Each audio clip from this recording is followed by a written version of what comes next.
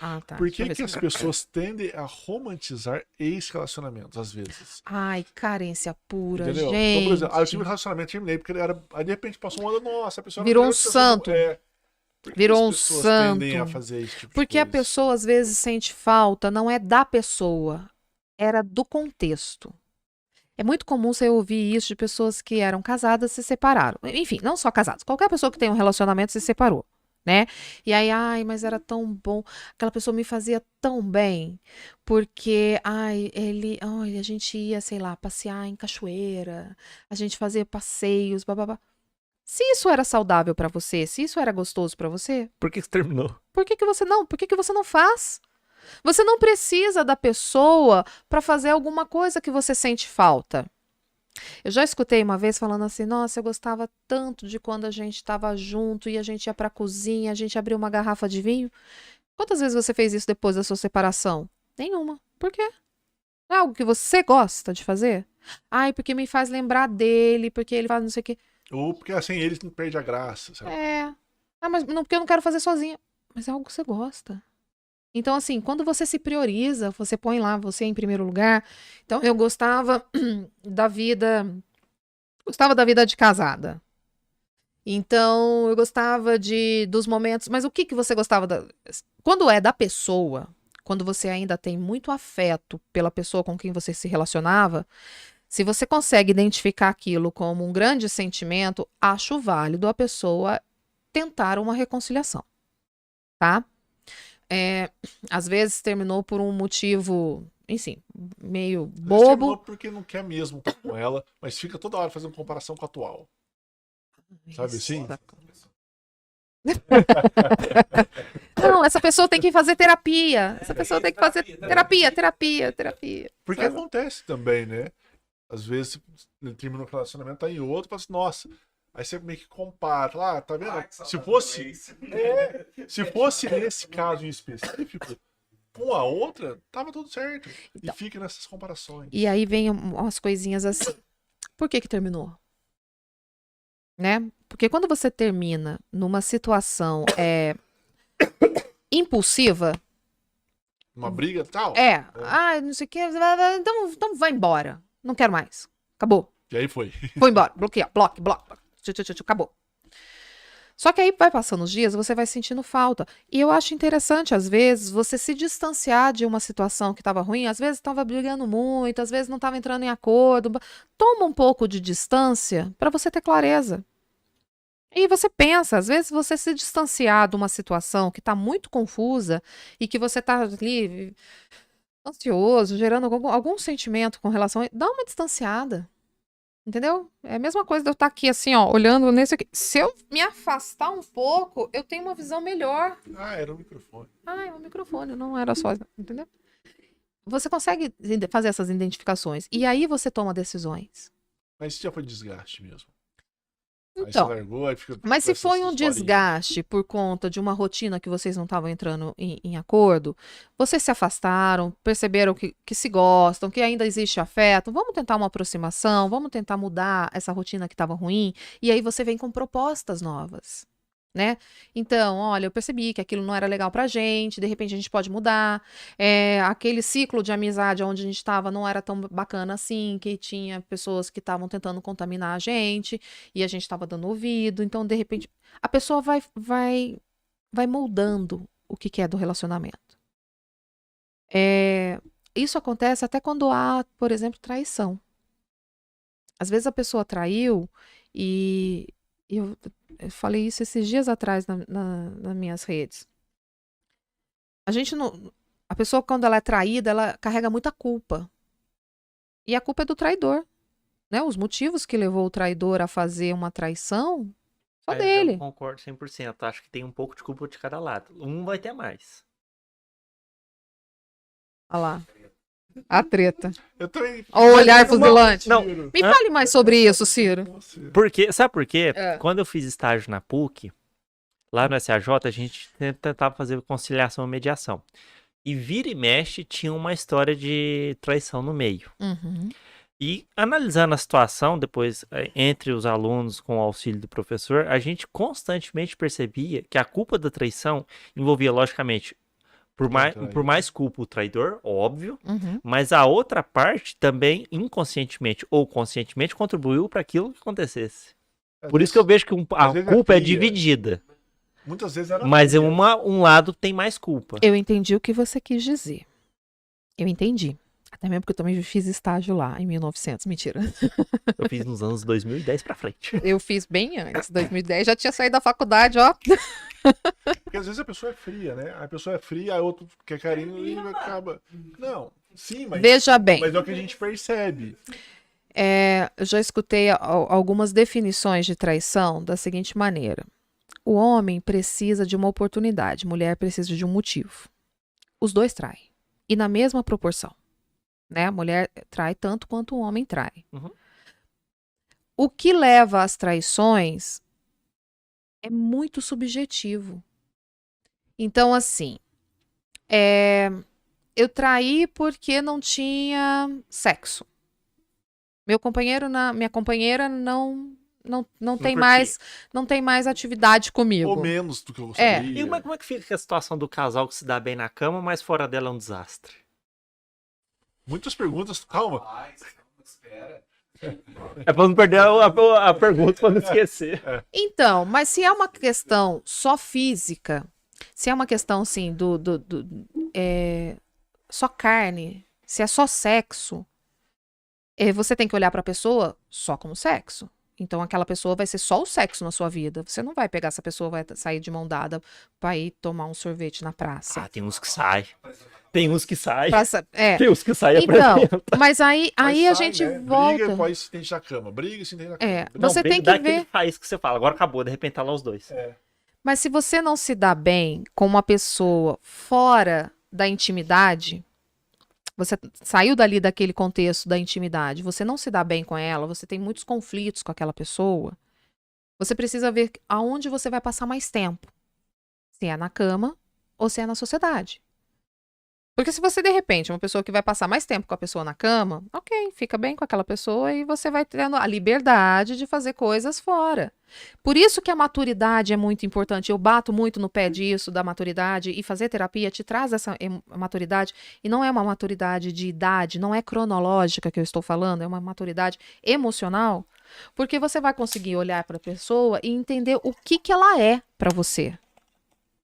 Se é uma pessoa que você tem uma química gigantesca a ponto de você falar assim, nossa, é viciante. Isso. Mas eu não me dou bem com essa pessoa fora da cama. Eu só me dou bem com ela na cama. Para que você vai ficar só alimentando isso? Por que você não se dá bem com essa pessoa fora da cama?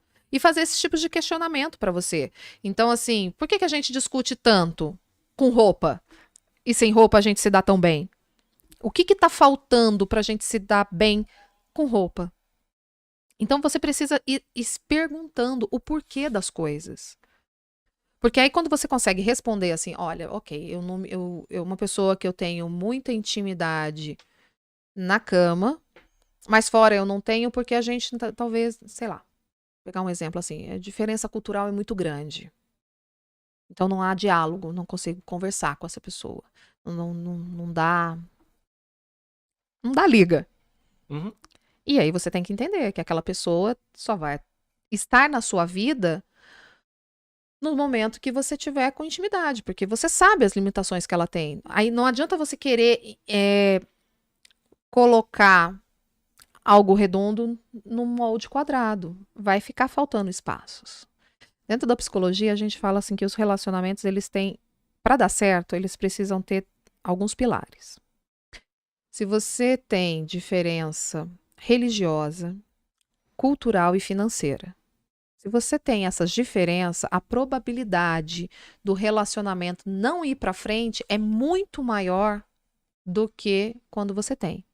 Porque em um determinado... Vou pegar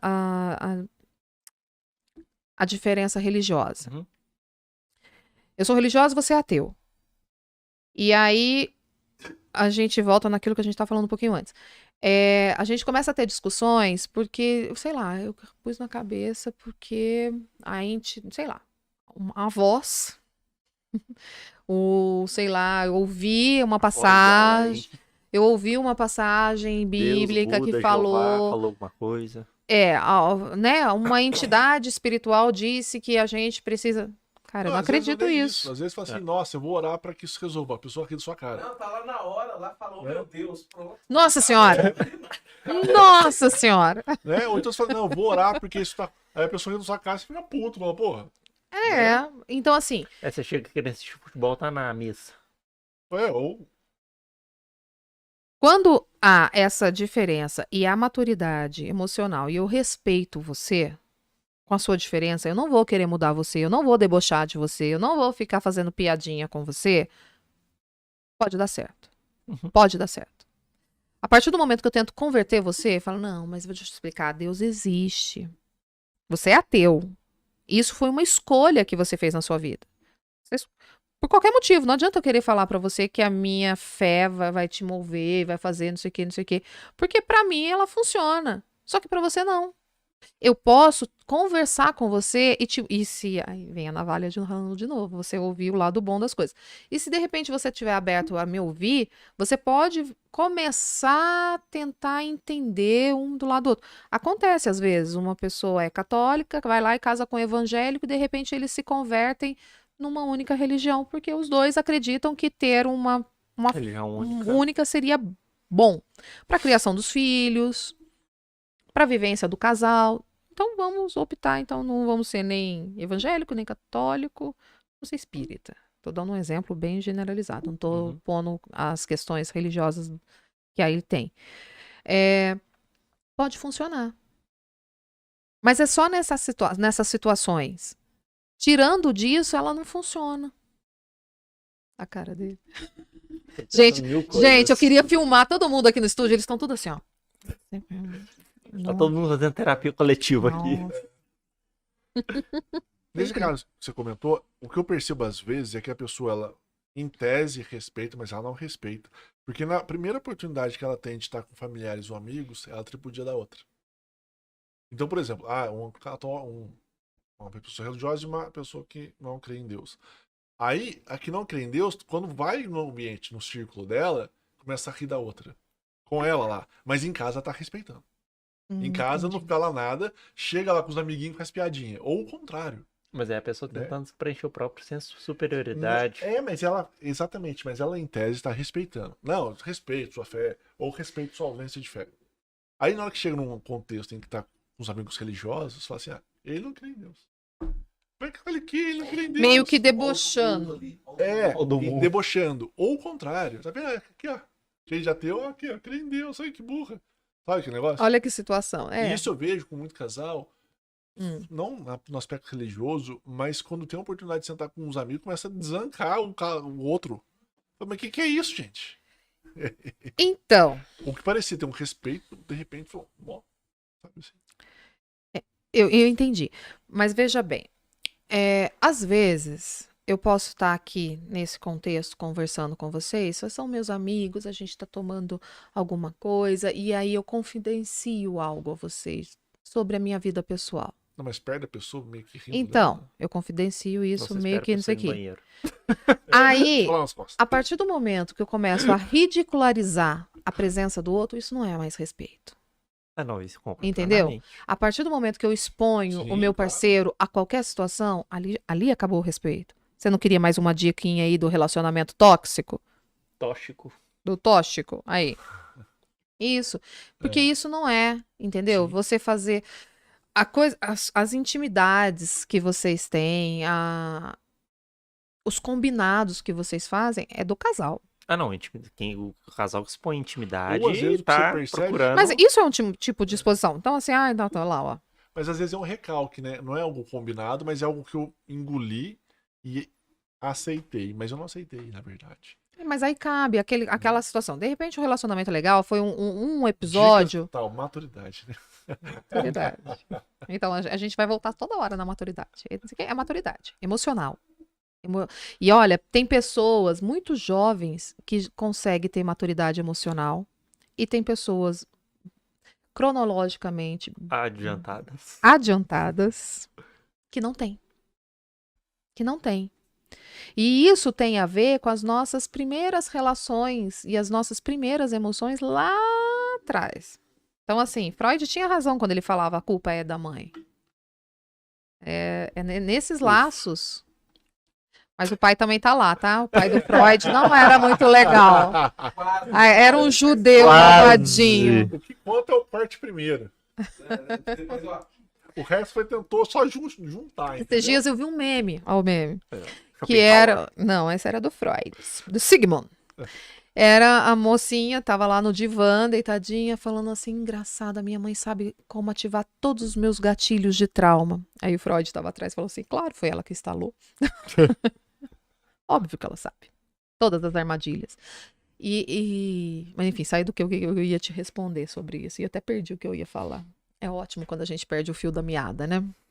A navalha cortou. A navalha. Nem sempre, viu? Eu sou Não, mãe. você comentou que a culpa é da mãe. Não, aquelas que tá tentando justificar, né? Não, mas não é. A mãe que faz terapia. A mãe bem Aí resolvida. as coisas remontam à nossa idade, quando a gente é mais novinho. Isso. Esses traumas que a gente vai criando, aliás, às vezes você cria um trauma sem saber que você cria um trauma. Mas e quando a mãe não sabe que criou um trauma? Exatamente, a maioria tá. das vezes pode ser que ela nem sabe. Entendeu? Então, mas Igual- não dá pra atribuir a culpa a ela.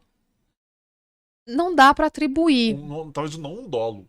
É uma intenção Não. de traumatizar. Exatamente. Culposo. É um trauma culposo. É, Eu esqueci que eu tô perto de advogados aqui, né? Ai, que legal.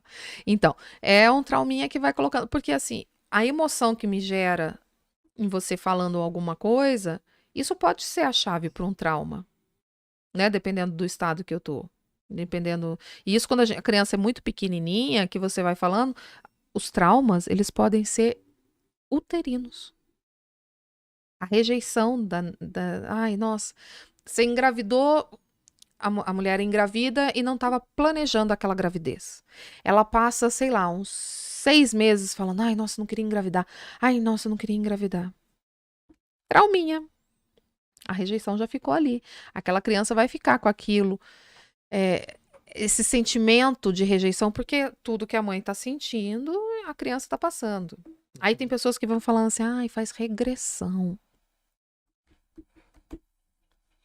Não é assim, gente, entendeu? Nada contra quem faz, né? Eu acho que todas as práticas são válidas para quem acredita. nada contra nem a favor, muito pelo contrário. Exatamente. Mas eu fiz psicologia, eu gosto das coisas cientificamente comprovadas, embora